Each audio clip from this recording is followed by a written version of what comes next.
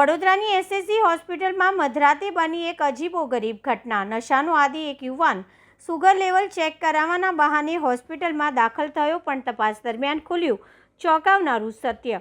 યુવાને sugar test કરાવ્યા બાદ નજીકમાં પડેલા ઇન્જેક્શન ચોરીને પોતાના ખિસ્સામાં મૂકી લીધા।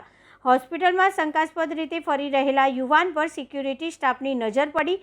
તપાસ કરતાં તેના ખિસ્સામાંથી ઇન્જેક્શન અને નશીલા પદાર્થની પડીકી મળી આવી।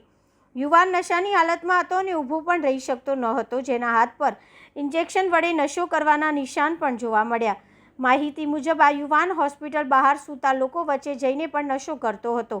અંતે સિક્યુરિટી અને સ્ટાફે યુવાનને ઝડપી પાડ્યો અને પોલીસને સોંપી દીધો। હાલ રાવપુરા પોલીસ સ્ટેશન સમગ્ર મામલે તપાસ કરી રહ્યું છે।